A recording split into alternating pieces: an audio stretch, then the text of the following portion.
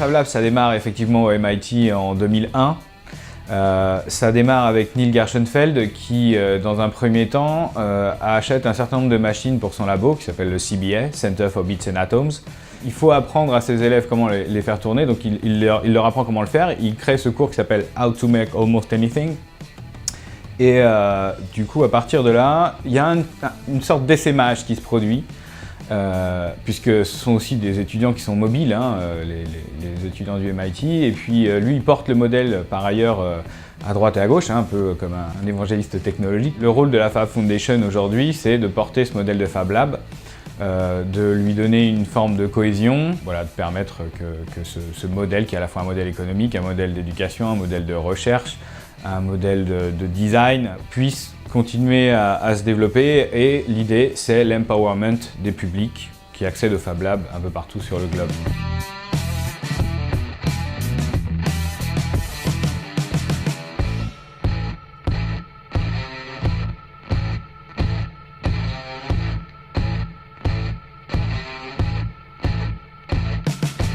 En fait, comme son nom l'indique, dans Fab Lab, il y a laboratoire et c'est surtout un état d'esprit. C'est-à-dire c'est un endroit dans lequel on va pouvoir innover, créer, essayer.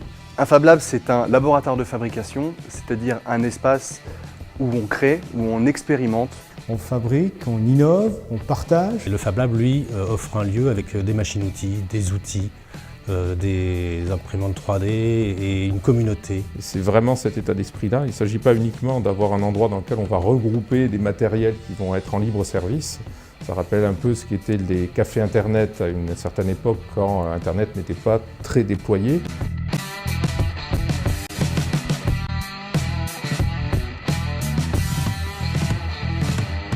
Le réseau des médiathèques de la CAPS a toujours été tourné vers le numérique et s'intéresse aux nouvelles technologies. En 2013, la médiathèque des Ulysses a répondu à un appel à projet qui s'appelle e-Inclusion, qui s'intéresse aux innovations sociales et numériques.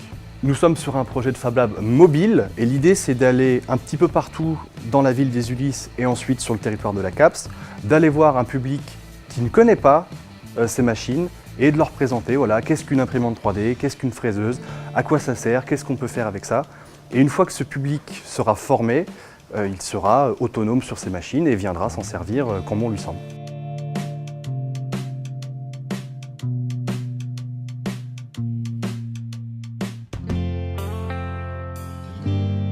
L'origine du projet est née à l'université. En fait, il est parti de deux constats. Un constat précis, c'était une époque où il y avait eu une suite de reportages qui avaient été faits sur des grandes chaînes de télévision, sur le fait qu'en France, on ne pouvait plus construire, il n'y avait plus de place pour les sciences, les technologies, et qu'il fallait forcément s'expatrier pour le faire.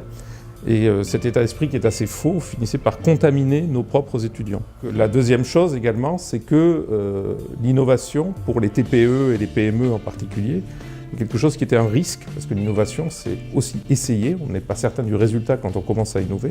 C'est un risque que les TPE, les PME, notamment celles qui sont dans des activités scientifiques et techniques, ne pouvaient plus prendre.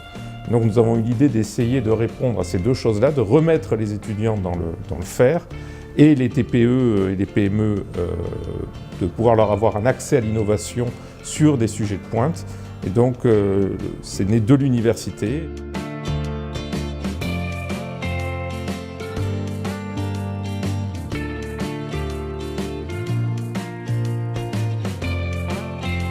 Point important d'un Fab Lab, c'est que c'est un lieu par définition ouvert. Donc c'est un lieu qui est ouvert à la fois aux étudiants, donc c'est en premier lieu notre public, mais aussi ouvert à nos partenaires. Alors les partenaires pour une école d'ingénieurs, c'est à la fois l'industrie. Donc c'est vrai que la relation, la proximité avec l'industrie de Saint-Quentin va être extrêmement facilitante. Et puis, au-delà des entreprises, des étudiants, nous souhaitons également accueillir des collégiens, des lycéens, et peut-être aussi, nous l'espérons également, des jeunes créateurs d'entreprises qui cherchent à la fois au travers l'école, les STACA, mais aussi au travers le Fab Lab, un lieu à la fois pour expérimenter, tester, développer des prototypes.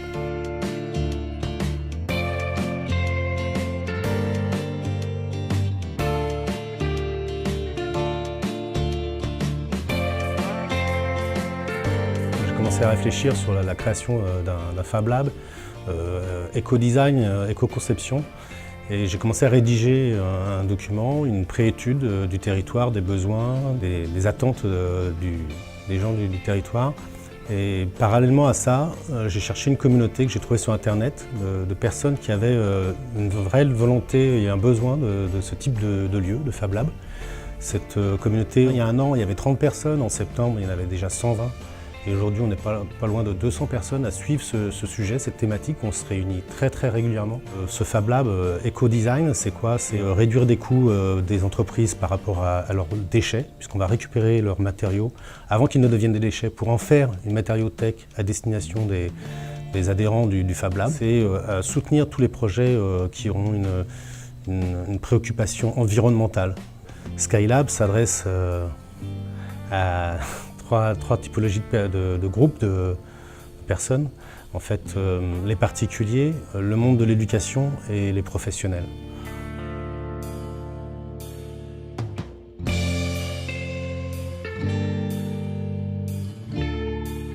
Alors ce Fab Lab s'appelle Fab Lab Digiscope parce qu'il est rattaché à un Equipex. C'est un équipement d'excellence, c'est-à-dire des équipements et des plateformes technologiques qui vont permettre aux chercheurs, aux doctorants, aux étudiants qui sont présents sur le campus de Paris-Saclay de pouvoir prolonger leurs recherches ou obtenir des temps de design et d'itération à itération courte pour obtenir des prototypes.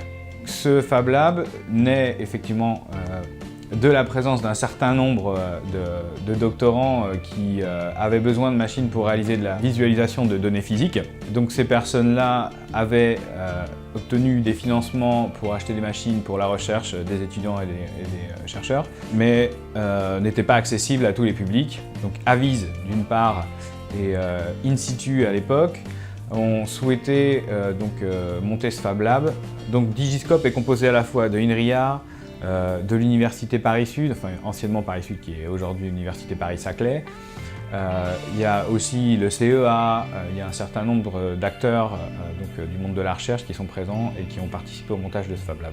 Nous avons reçu entre le 3 février 2014 et le 3 février 2015, nous avons reçu 480 rendez-vous.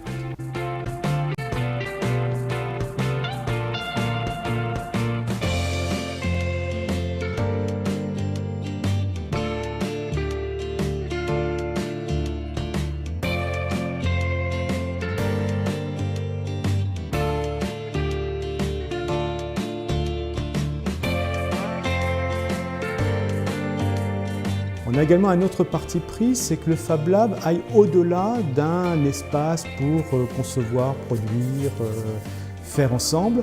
C'est-à-dire qu'on a l'intention également de déployer toute une activité, alors ce qu'on appelle communément aujourd'hui du coworking, c'est-à-dire elle a été en capacité à accueillir une grande diversité de publics sur le campus.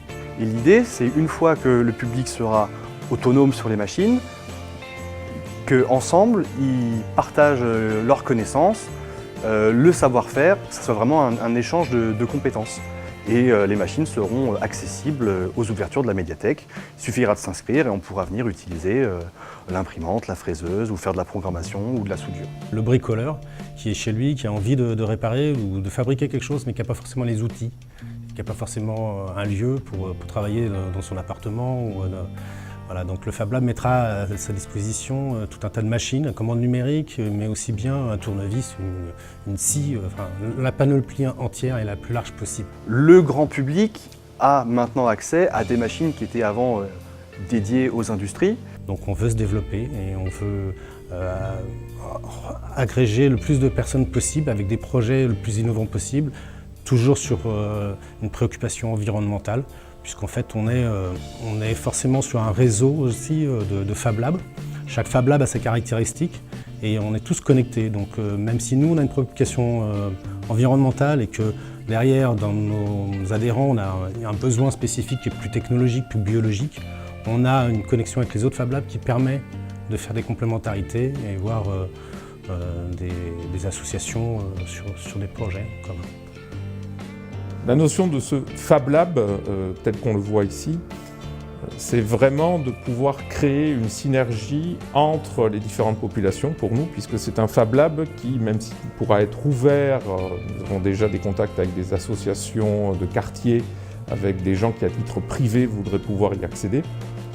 Mais l'idée, c'est vraiment que si à un moment donné, une TPE, une PME a un projet d'innovation qu'il voudrait mener en partenariat avec l'université, donc principalement des étudiants et des chercheurs, eh bien, il soit naturel pour cette TPE ou cette PME de pouvoir s'adresser à Versailles Science Lab, au Fab Lab de l'université. L'objectif du Fab Lab, c'est de déposer les outils de fabrication numérique dans les mains de l'utilisateur.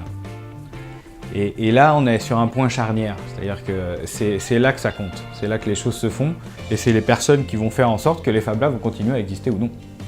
Avec les Fab Labs, on a tendance à parler de révolution industrielle.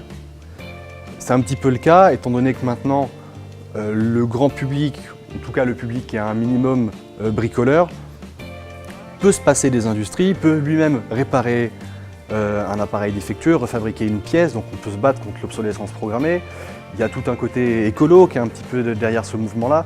L'impact de la mise à disposition très prochainement, très facilement pour chacun d'entre nous dans le domicile et dans les Fab Labs d'imprimantes 3D, mais dans les Fab Labs de machines à découpe laser, des moyens de production beaucoup plus lourds et inaccessibles avant, va forcément modifier la société en profondeur, parce qu'on va relocaliser les productions, au départ des petites productions, mais peut-être aussi des productions plus importantes.